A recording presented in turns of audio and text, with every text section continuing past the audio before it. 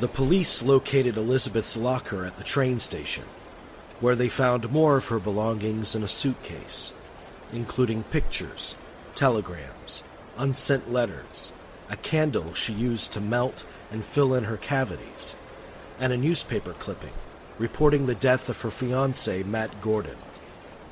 While these items were of interest, they didn't seem to be that consequential to the case.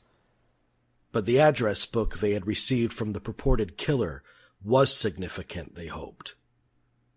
The book contained listings of various men who Elizabeth made contact with in the final months of her life, men who all claimed to have taken her out once or twice to buy her dinner, but denied having intercourse with her. Eventually, they were all cleared of any connection to her murder. Curiously, however, there were pages of the address book which had been torn out.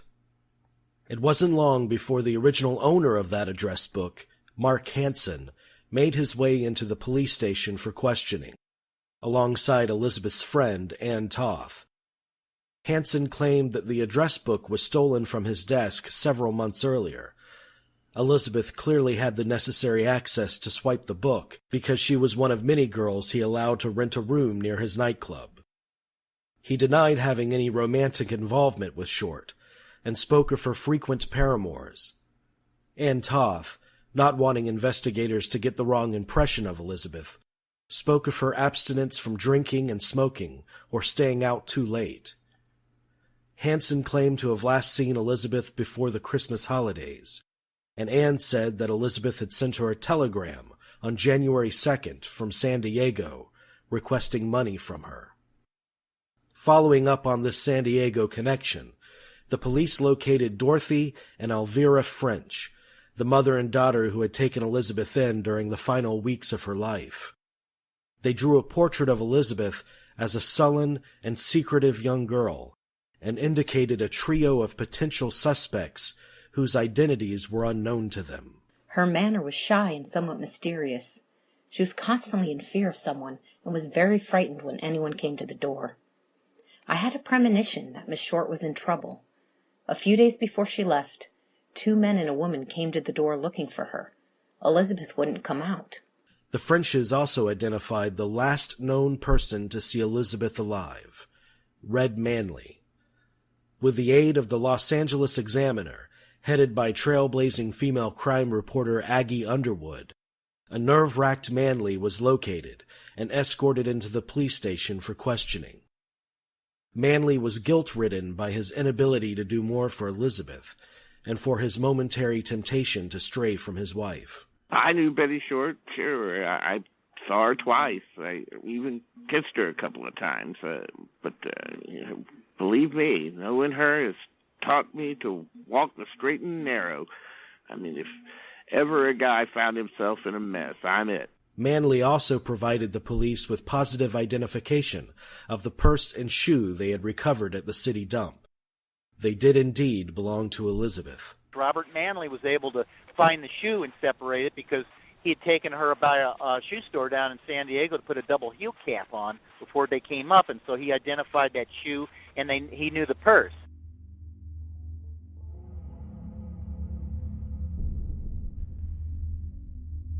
Law enforcement ran notices in the newspaper, asking the public for any information on Elizabeth, particularly her activities or whereabouts during the missing week between January 9th, when Manley dropped her off at the Biltmore, and the 15th, when her body was discovered. They also had a positive ID from a GI that worked with her up at Camp Cook that was talking to her on Hollywood Boulevard and Vine Street. It's outside the Four Star Grill on January the 13th, 2 days before her body was found, and she was in a car with women, and they sped off. And this is a guy that actually knew her. They had a taxi driver that thought maybe he had picked her up and all this, but this was a GI that had worked with her up at Camp Cook. He spotted her randomly outside the in a car outside the cafe there, and was chatting with her, and then he was rudely interrupted by this other bossy woman, and they sped away. After she was killed, there were a lot of phantom sightings of, oh, I saw her here, or I saw her there. You know, you'll read the newspapers, and oh, there's this, bar where we saw her, and or there's one incident at I think it's a bar on Main Street where this policewoman said, oh yeah, I saw her, or there were sightings down in San Diego, or whatever. In fact, none of them are true. There was absolutely no confirmed sighting of her after Red Manley left her at the billboard. There just aren't any. She was gone. And the important thing to remember here is she was somebody who was so disconnected from society that she could disappear for that long and nobody would miss her. To me, that's the most disturbing part of the story, is someone kept her, because we know she didn't die until the morning, that she was found. She died like maybe 10 hours, within 10 hours or so of her body being found. So if she was missing, and it certainly seems that she was, no one would have reported her missing because no one expected her anywhere. If you look at photographs of L.A. and Hollywood during that time, the streets are jam-packed with people. For anyone who didn't specifically know her and speak to her, to say they saw her on the street, no, I don't think so, not at all. And so, so that's to me, that's the most troubling part of the whole thing, is that it appears that someone took her and kept her and for several days before killing her. Indeed, the police were inundated with phone calls from many people claiming inside knowledge on Elizabeth's comings and goings during that missing week, and many others who claimed responsibility for her murder. But they were quickly dismissed as the ravings of false confessors hungry for the spotlight. The investigation was at a standstill, but it wasn't for lack of trying. They put out their best efforts to try to find this guy. They were just eliminated. They had all sorts of people. The biggest problem were these confessing Sams, these people that would come out of the woodwork and say, oh, I did it. Mm-hmm. They had 200. They had 200 of them. How do you sort through that, Well, LAPD got a lot of heat on this. In 1949, a grand jury was convened to determine possible corruption within the LA Police Department and to review the investigation surrounding their most high-profile unsolved murders, including that of Elizabeth Short. This investigation, it said that that in late 1949, that homicide, it was an LAPD case, that homicide had received more than 2,200 filed reports and statements, and there were 316 named suspects, 50 of whom had been released, arrested and released, and then 107, this is as of 1949, 107 suspects remained viable after 209 were eliminated. They had 19 confessors. No one would mount an investigation of that magnitude today. It was the largest homicide investigation at that time since the 1927 homicide investigation into the Marion Parker case. So it was huge. They had, you always read, like LAP detectives of the time or cops at the time, almost everyone says that they were involved in the Black Dahlia case. Well, frankly, most of them aren't lying. Most of them, at least at one point, knocked on a door. They weren't the detectives. The lead detectives were, Harry Hansen and Finis Brown. But they literally had everyone out on that case, and they did not drop it at all.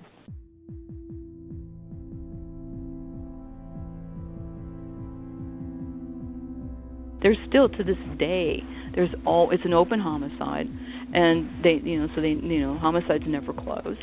And there's always an LAPD cop assigned to it. There's always a detective assigned to the Dahlia case, always. And there has been since 1947. Law enforcement has never officially singled out a suspect as the verified killer of Elizabeth Short in all these years since her murder.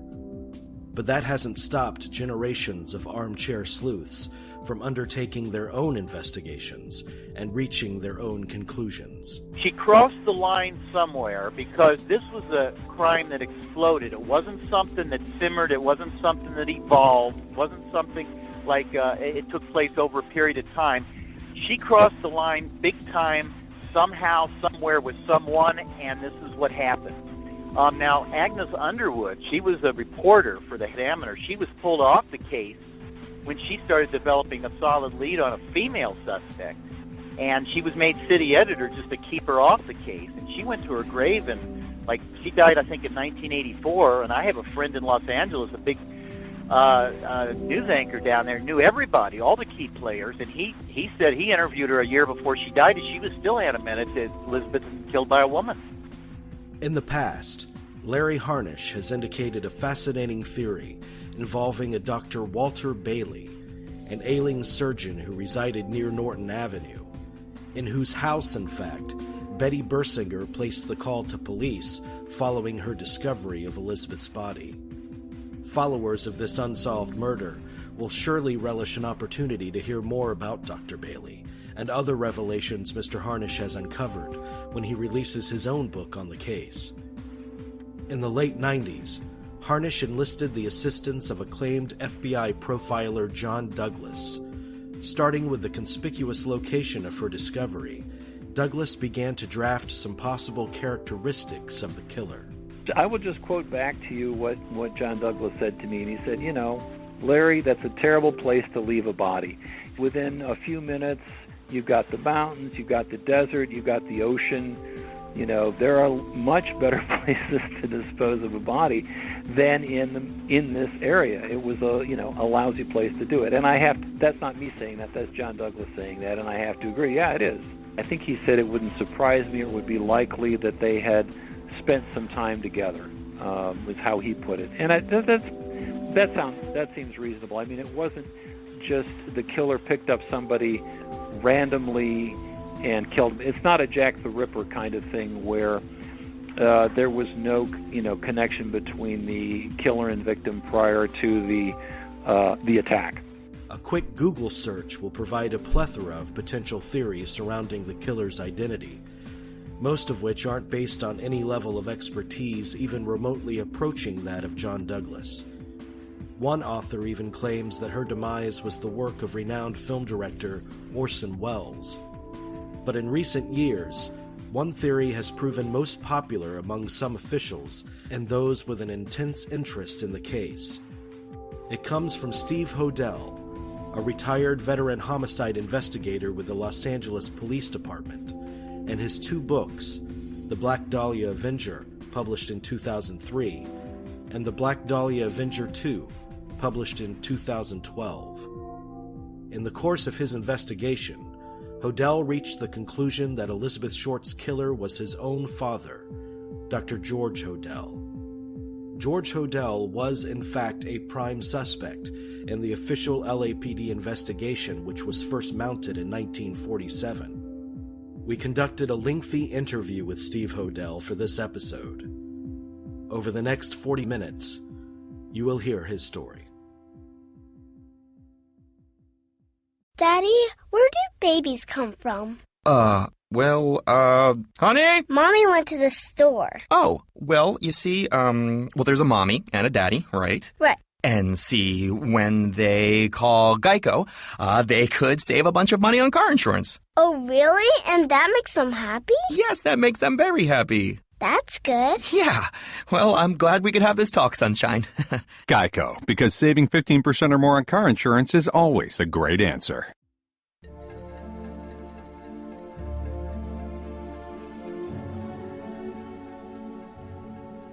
I grew up in Los Angeles area, Hollywood. The first 8 years or so were in the Soden House, which is a very well-known historic home in Hollywood, an incredible Mayan temple, like a stage set built in Hollywood by Frank Lloyd Wright Jr. I had an older brother, Mike, born in 39, and then a younger brother, Kelly, born in 42. So we were like the three little princes running around the house, and Dad, of course, was at the time was head of LA County Health Department, venereal disease control officer for the entire county. And so he was the king, and Mother, of course, this very beautiful, intelligent woman, was the queen. Of course, she was married to John Huston for 7 years, and Dad was close friends of John. They divorced after 7 years, and then Mom hooked back up with my dad, who she had actually dated before John, in her teens. we three sons came along quickly, one after the other. That period of my life was really magical. I mean, living in this incredible home, all these interesting, beautiful people, Hollywood people, film people, power, politicians.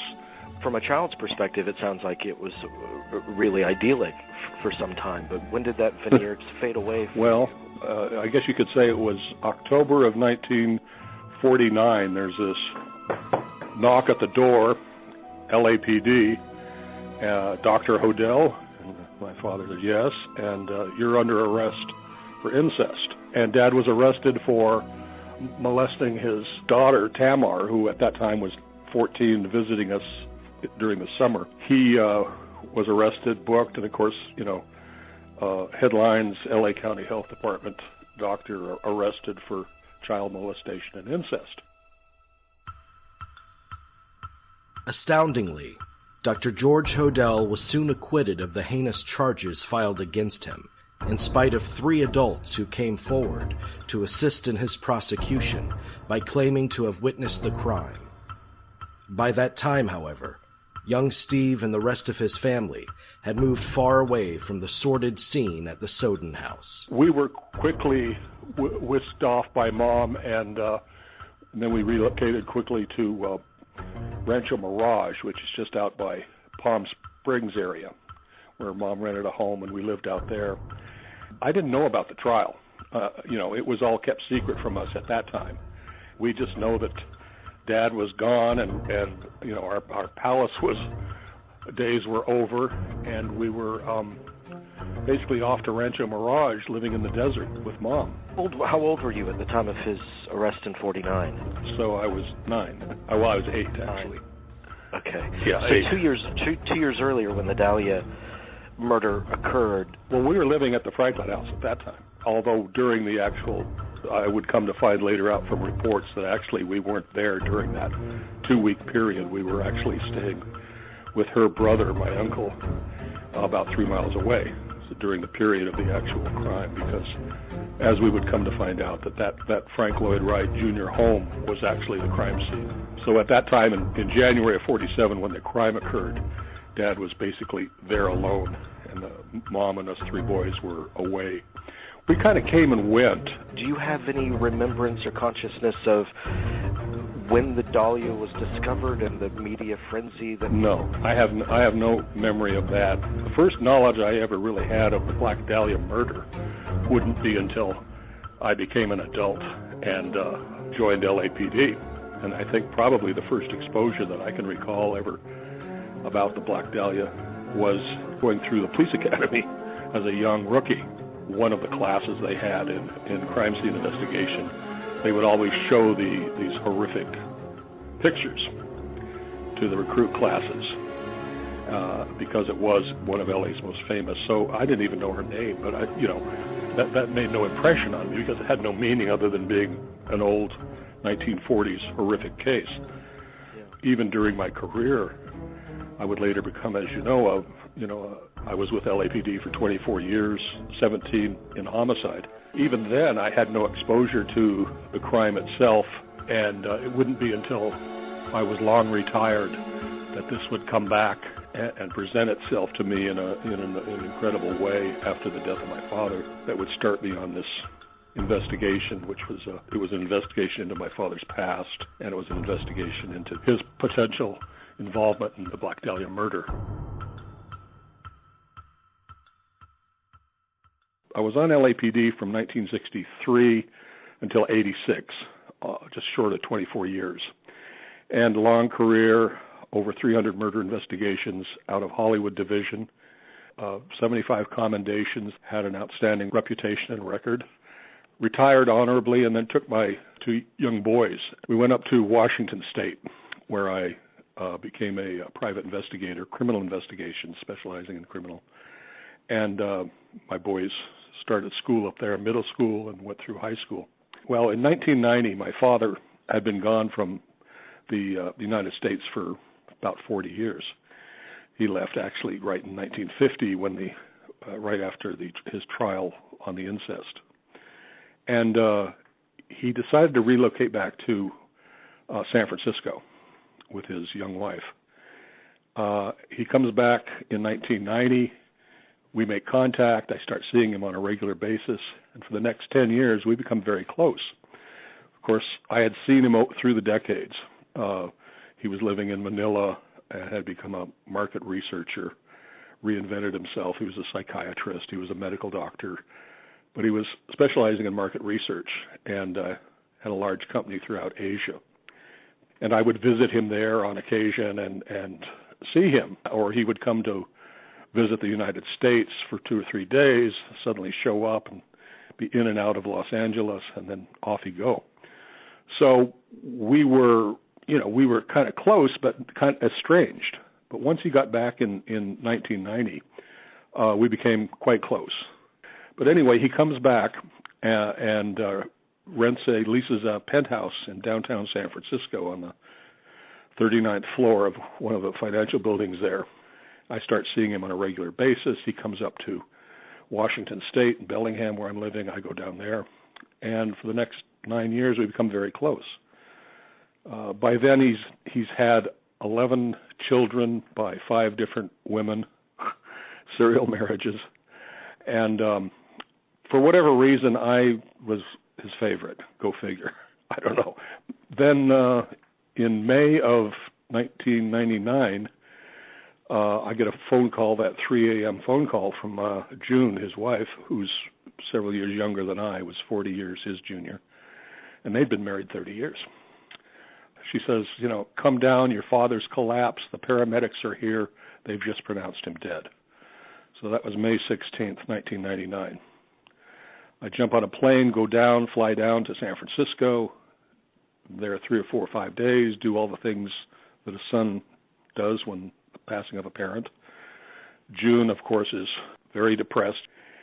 And in the days that I'm there shortly after his death, she kind of, talked about the great man, who she referred to him as the great man. She brings out this small photo album and says, I think your father would want you to have this. And it's like 4 by 5 inches. And it's got, I start going through it, and it's got photographs of my mother. And quite a few of the photographs were taken by Man Ray, who some of your listeners may know and some may not. He was a surrealist photographer, artist, and a very close friend of Father's during his time at the Franklin House. They were there, knew each other for about 10 years, and were very close. He was our family photographer for a while. He had taken pictures of my brothers and I and mother and dad. I'm thumbing through there and looking at all the different photos, and I come across this photo of a young, dark-haired, 20-something woman, very 40s look to the photograph, and I look at June and say, who's this? And it's a nude. She's reclining. It's just basically from the waist up, you can see she's reclining. And June says, I don't know, somebody your father knew from a long time ago. And the face looked familiar, and it had that 40s look, and I thought, and for some reason, Black Dahlia comes to mind. Now, to this day, I'm not quite sure, but anyway, that comes to mind for some reason, and the kind of the hairstyle and everything. But I don't think much of it. And then a couple of days later, I'm talking to my half-sister, Tamar, who was, you recall, was the victim of the incest back in 1949. And she and I had very little contact. I mean, we might have had less than an hour communication in the previous 50 years. She went her way, went off and lived in San Francisco and then on to Hawaii, where she spent most of her years, kind of one of the original Mother Earth hippies, and had 3 sons, love, peace, and joy. But anyway, after Dad's death, I was talking to her on the phone. She was in Hawaii, and we're talking about our father and what a wonderful person he was. And she says, "Well, he was a suspect in the Black Dahlia murder." And I said, "Tamar, what are you talking about? He was a suspect." She says, "Well, he didn't do it, but he was a suspect back then, but somebody else did it." I couldn't quite believe my ears, but at any rate, so that started me looking into, because I was certainly sure that he wasn't the killer. But I thought, well, maybe he knew her. So I started researching the Black Dahlia. As I say, I didn't even know her name. So Elizabeth Short, I start reading up and stuff. And one of the blinking red lights that comes along quickly is that she was surgically bisected. And, of course, I knew Dad was a surgeon, but still it didn't occur to me that he could actually be the killer. But I'm thinking, well, maybe he knew the suspect or something. Maybe she, knew him from Hollywood. So I dug a little deeper, and at that time by then I was divorced, and my girlfriend was living in Los Angeles. And I had her go to the library and start sending me up all of the front page and all of the information on the original articles from back then. And of course, it was a huge news story back then. It was, we'd say it went viral. She sends me one page up, front page of one of the newspapers, and it's a note from the killer, the Black Dahlia killer, and it says, it's handwritten, and it says, had my fun at the police. I'm turning myself in on January 29th at 10 a.m. And I look at this, and it's my father's handwriting. I mean, you know your parents' handwriting. I know my parents' handwriting. Yeah. And I'm looking at it, and I said, this can't be, because he sent in about a dozen messages to the police, taunting them in the press. But most of them were cut and paste, and some were disguised handwriting and stuff. But this one was undisguised and clear as day. And I still said, this can't be. Is he pretending to be the killer? What's going on here? So coupling the surgical skill of the killer with Dad's handwriting, with the photograph, I said, I need to take a serious look at this. Hodel set out to not only uncover the depth of connection between his father and Elizabeth Short, but also to discover the truth about his father's life, much of which had remained a mystery to him up until that point. So he's born in Los Angeles in 1907. He's an only child. His parents are Russian Jews. His mother is from Kiev. His father was also from Russia. My grandparents meet in Paris. She's a dentist. Now, a woman dentist in 1903 is really unheard of. Very smart, very brilliant. They come through Ellis Island, 1902, 1903, come west to Los Angeles. George is born in 1907, their only child. Age 9, he is identified as a musical prodigy. Plays piano, he plays his own compositions at the Shrine Auditorium at the age of 9. He supposedly, his teacher says he has a gifted future. He'll be a brilliant concert pianist. Not only is he musically gifted, but he's also intellectually gifted. He zooms through high school, graduates at the age of 14, goes on to Caltech at the age of 14, enters Caltech, has the highest scores ever attained in the 1920s in public school records. He attains the highest ever in the state. Goes to Caltech for a year. Not only is he intellectually precocious, he's also sexually precocious. He has an affair with one of the professor's wives. She gets pregnant. Breaks up her marriage. Big scandal. After a year at Caltech, he's asked to leave. She goes back east and has his child. He follows her back at the age of whatever he is then, 16, says, I want to marry you and raise our child. She laughs at him in the face and says, George, you're a child yourself. You've ruined my life. Get out of my life. He comes back to L.A., gets involved in his own magazine, a surrealist kind of magazine called Fantasia. Becomes an editor at 17. He becomes a cab driver. Gets a chauffeur's license, passes himself off as 21 when he's actually 17. He joins one of the big newspapers, becomes a journalist, a crime reporter for the L.A. Record. Starts writing around with LAPD vice guys. This is during Prohibition. He graduates and starts writing around with the homicide guys on LAPD, writing these kind of tabloid stories on the front page, the bloody ace of spades next to the body, that sort of thing. Starts double dating with John Huston, the famous film director, and he are friends, and they start dating two women, Emilia and Dorothy. And actually, George is dating Dorothy, and John is dating Emilia. Then at some point, some weeks later or months later, John and Dorothy fall in love, and they run off to Greenwich Village to get married. That's my mother-to-be. Mm-hmm. And Emilia and George look at each other, and I said, I guess it's you and me. She gets pregnant. He goes north, decides to go to medical school at Berkeley, pre-med at Berkeley, goes across the bay to medical school at UCSF San Francisco, gets a job with the San Francisco Chronicle, columnist. We're now into the late 20s, early 30s.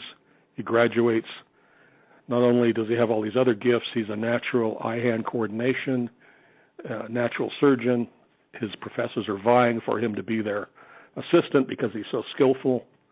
He gets a job, graduates, gets his MD, goes to the Indian reservations in Arizona and New Mexico, becomes a surgeon at a logging camp, the sole surgeon there, does that for a year or so, comes back to L.A., joins the health department, rises quickly to the top to become the chief VD control officer. We all move into the Franklin house, the Frank Lloyd Wright Jr. house. Then he's arrested on the incest and leaves the country. From the get-go, I was confident that I would be able to show that he had nothing to do with this because I was very close to my father, and I had tremendous respect for him. You know, there are those that, after the book came out and stuff, said, oh, this is a daddy dearest, yada, yada. Not at all, because, when you read the books, you can tell how much I loved my father. So I was sure that I would be able to show that there was no connection at all. And the other thing, of course, was in interest was to discover, just as a son to a father, to discover more about my father and his mysterious past. But I realized I couldn't do this absentee, in Washington, so I knew I'd have to relocate back to Los Angeles, which I did. 2000, packed up, moved back to Los Angeles. My boys were off to college, and began a pursuit of the truth to find out exactly what I could about the facts of the Black Dahlia murder. I followed the evidence, and doors started opening. One of the things that made it not easy but was of assistance to me was there was so much information put out there in the newspapers. I mean, today you wouldn't have any information like that. It would all be kept within the police department's files. But back then, you had 6 newspapers vying to outdo each other, and so they were ahead of the police in almost every area. They didn't have the budget constraints that LAPD had, so they were off and running, and there was a massive amount of information compiled. They were out. And back then, Los Angeles was a very different city. It was a real-life LA Confidential. At the center of all of this was George Hodel and his position as head of LA County Health Department, venereal disease control. So ultimately, I went from a beginning state of there's no way in hell my father could be responsible for this, to by following the evidence and the witness statements and all coming together, I would submit it secretly to an active head DA, Steve K., who was like the number 3 man on the DA's office, in secret. After I put it all together, photographic evidence, hundreds of photographic files and witness statements. And he reviewed it for about 6 weeks and came back with a statement that this case is solved. Basically, I would have no problem officially filing felony counts on at least 2 murders. As shocking as it was that Dad was actually the killer of Elizabeth Short, the Black Dahlia, he also was a serial killer.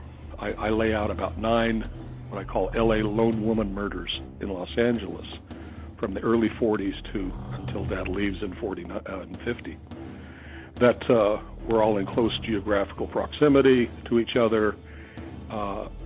6 of the 9 notes are sent in or left at the scene. Very unusual. I mean, in all my 300 murders, I never had a murder that the killer left a note. And here in 6 of these 9, the killer's leaving a note. There's handwriting analysis by experts, lots of different evidence. So I lay out 9 that I think he was responsible for. One of those, the second one, came just 3 weeks after the Dahlia murder. It was called the Red Lipstick Murder. And the victim's name was Jean French.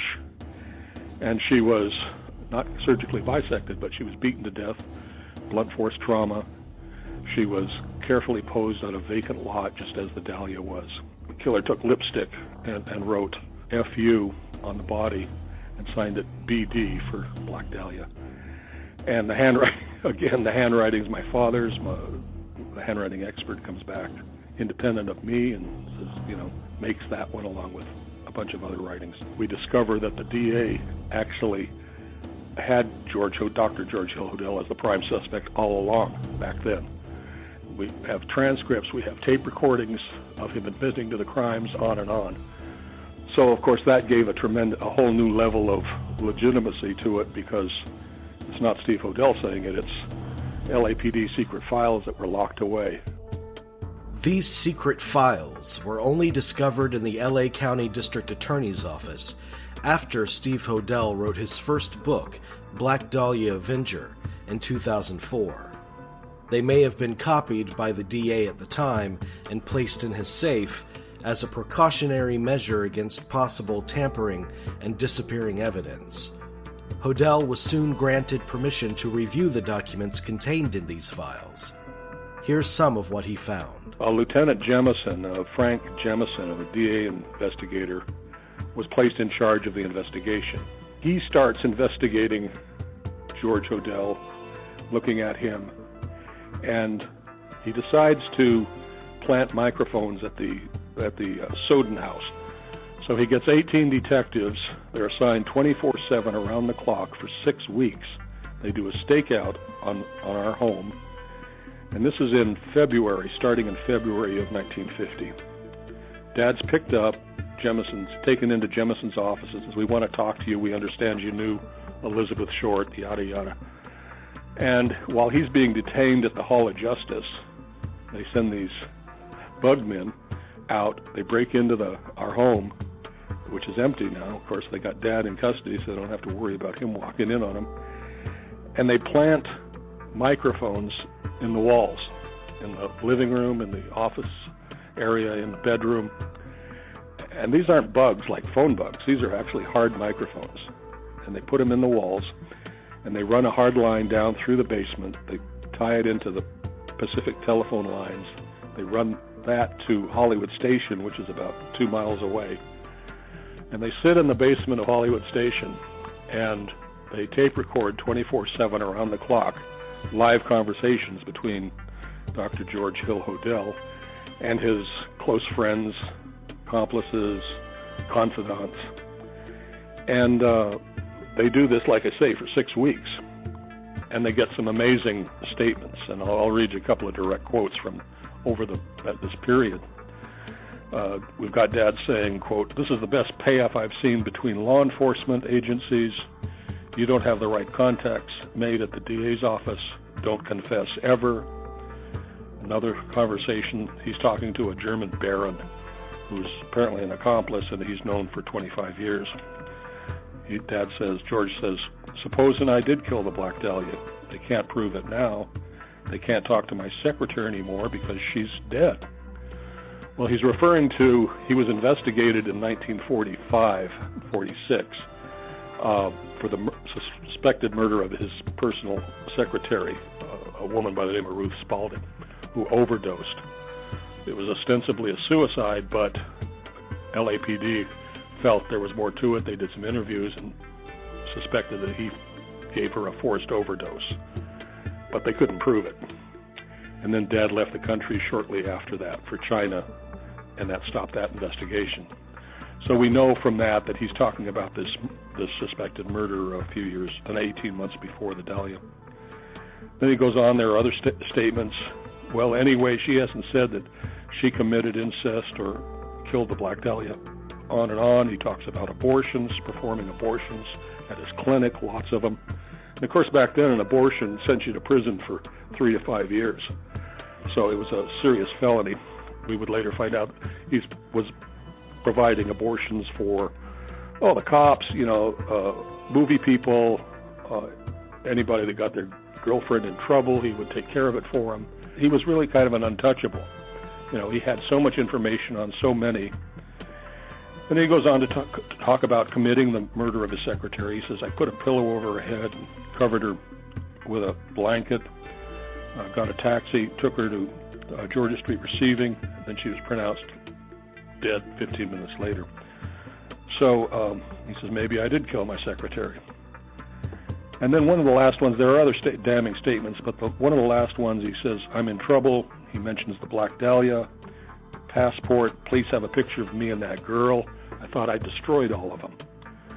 And with that, 2 days later, he's in the wind, he's gone, he's out of the country, and LAPD, or the DA's investigators, are literally left sitting in the basement with their microphones up their walls. Of course, the other kicker is the statements from the original 4 top cops in law enforcement back then, quotes indicating they all knew that George Hodel was the killer, which of course is, again, independent of anything I'm saying. Chief Parker was our most famous police chief back then. He was quite well known, and he says, we identified the Black Dahlia suspect. He was a doctor. That was William Parker's statement. Well, we know from the files who the doctor was. It was George Hodel. Chief of Detectives Thad Brown says the Black Dahlia case was solved. He was a doctor who lived on Franklin Avenue in Hollywood. Again, from the files, we know that was George Hodel. Jemison says we know who the Black Dahlia killer was. He was a doctor, but we didn't have enough to put him away. And then the final was, of course, the undersheriff says the Black Dahlia case was solved, but it'll never come out. Suspect was a doctor they all knew in Hollywood involved in abortions. Hodel's investigation produced many additional insights which ran counter to accepted facts about the case, mainly Elizabeth Short's whereabouts during that period of time between her disappearance on January 9th to the discovery of her body on the 15th, otherwise known as the missing week. I found 14 witnesses, 8 of whom knew her personally, who saw her every day of that missing week. In Hollywood, in bars, in cars, downtown. So the last witness to see her was on the 14th, the day before her body's found. And it was a policewoman by the name of Merle McBride. And McBride was working, a policewoman, she was working downtown beat, a foot beat near the bus station. She sees her 2 times. The first time she sees her is on the 14th, about 3 in the afternoon. She comes running up to her and she says, it's a man that's threatened to kill me. He's an ex-suitor of mine. And the policewoman goes back with her to the bar they were at, goes inside, and the man's not there, but she gets her purse and says, I'll be all right, and leaves. So then about an hour later, the policewoman looks over at another bar and she sees her coming out with 2 men and a woman. And she goes over to her and she says, are you all right? She says, oh yes, I'm going to meet my father at the bus station. I'm fine. And with that, that's the last time she's actually seen, which is just 24 hours before the body's found. But what I believe happened was, I believe that she was taken by George Hodel and the 2 accomplices. Now, it may not have been George. Whoever the 2 men were, we don't know. But I believe she was brought to the Franklin house, which Dad was living there alone at that time, we know, at least during that period of time. She was brought to the house, and I believe she was drugged. We know that she was tied, legs and hands and neck. She wasn't strangled to death, but she did have a ligature mark around her neck. Based on the autopsy information, the doctors believe that she was probably tortured, and the actual surgical operation and the torture probably took somewhere in the neighborhood of 3 to 4 hours to complete by a skilled surgeon. So that's a long time. My best guesstimate and their best guesstimate was that she probably died around 2 or 3 in the morning. The body was washed clean, so they feel it had to have access to a tub or a shower or something. It was scrubbed clean with a nylon brush. They found fibers from the brush on the body. And then it was placed on top of large 50-pound sacks, paper sacks, heavy paper sacks, not inside them, but on top of them. And it was probably towel dried. And then it was transported, the upper and the lower halves were transported from Franklin House out to the garage, which was attached, driven 5-6 miles south, and both parts were carefully posed, just off the sidewalk on Norton. And the sacks that she used to transport her were left lying near the body. Mm-hmm. In the autopsy, they confirm that these sacks were actually used to transport the body. There's blood on them, and so that testimony came out in the coroner's inquest, that these sacks were used and left there by the body. I'm able to actually establish that identical sacks, I've actually got the original seats I found at the UCLA library in their special collections.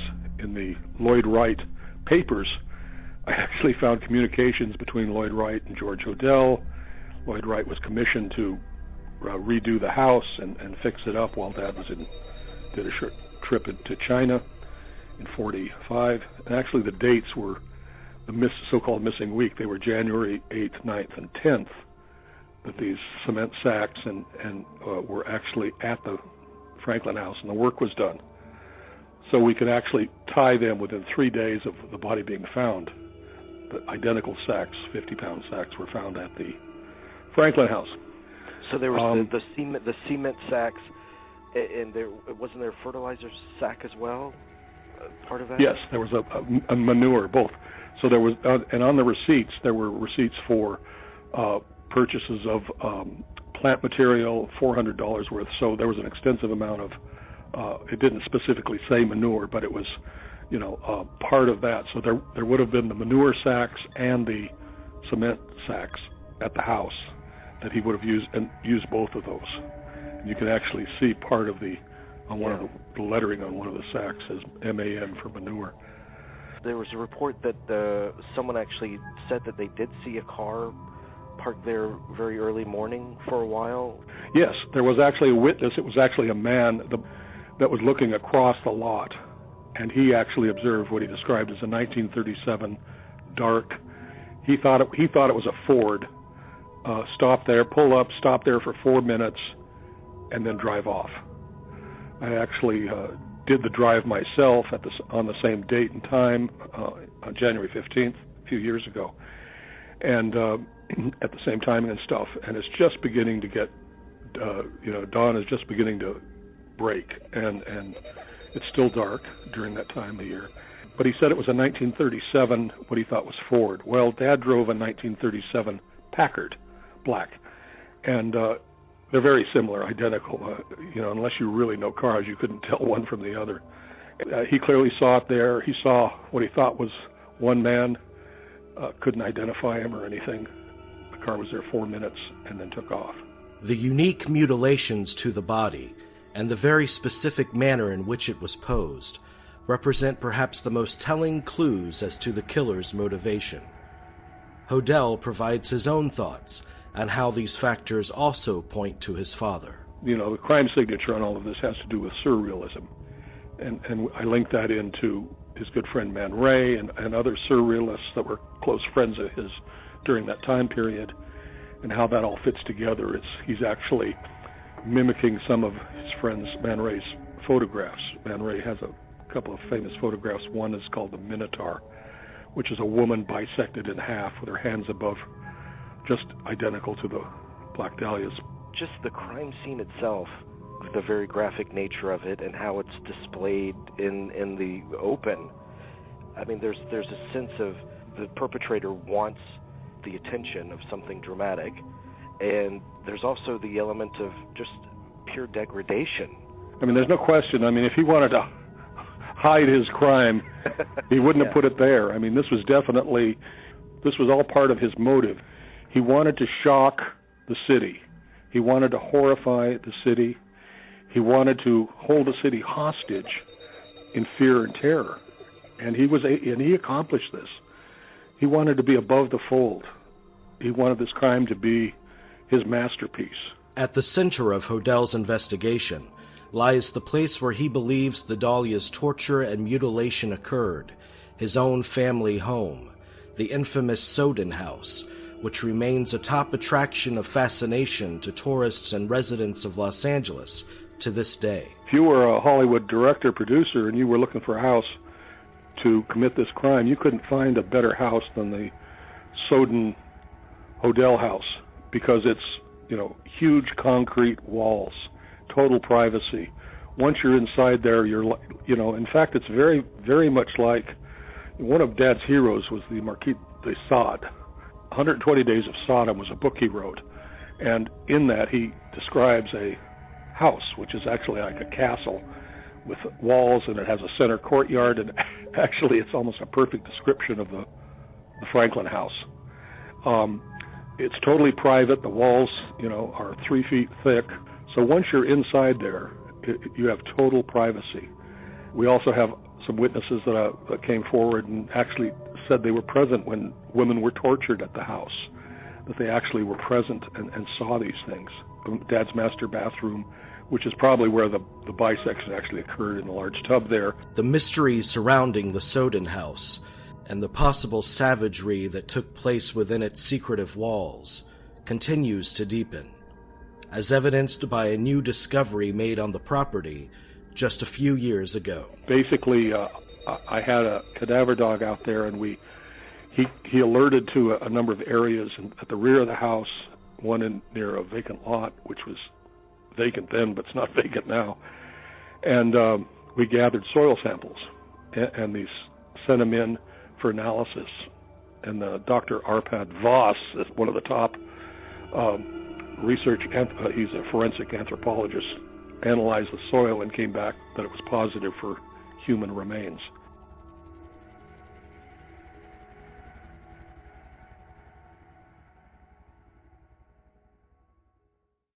Many have been firmly convinced by Steve Hodel's theory in the years since the release of his books. Many others, several of whom have been featured on this program, have not. But whether or not you're convinced of his theory, one fact is undeniable. It's been nearly 70 years since Elizabeth Short's savage murder, but the fever surrounding this unsolved crime has only intensified. Pop culture is awash in references to her young life and brutal end, from James Ellroy's best-selling novel The Black Dahlia to the theories expelled in countless books. She's been the subject of TV movies, such as 1975's Who is the Black Dahlia? Episodic television, as in the recent American Horror Story. And she's been the direct or indirect subject of several feature films, from Ulu Grossbard's True Confessions to Brian De Palma's adaptation of Ellroy's book. Great test, Elizabeth Short. So where are you from? Boston. Lost your accent. Yeah. When in Rome. There's even a rock band that goes by the name The Black Dahlia Murder. The Black Dahlia legend has only grown in stature with each passing decade. But why? She was no different from countless other girls who traveled to Hollywood in search of a future. But we all know that the mystique of Tinseltown's setting alone can elevate any murder into the stratosphere of infamy.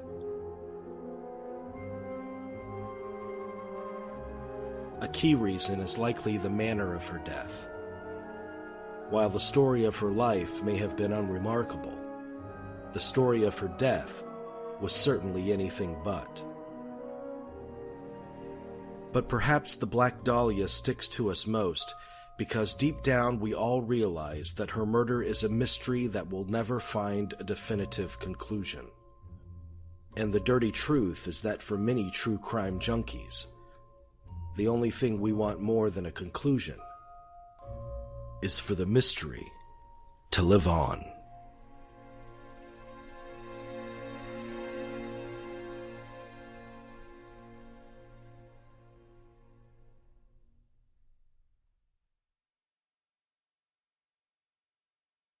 Daddy, where do babies come from? Honey? Mommy went to the store. Oh, well, you see, there's a mommy and a daddy, right? Right. And see, when they call Geico, they could save a bunch of money on car insurance. Oh, really? And that makes them happy? Yes, that makes them very happy. That's good. Yeah. Well, I'm glad we could have this talk, Sunshine. Geico, because saving 15% or more on car insurance is always a great answer. Always a great answer. Always a great answer. Always a great answer. Always a great answer. Always a great answer. Always a great answer. Always a great answer. Always a great answer. Always a great answer. Always a great answer. Always a great answer.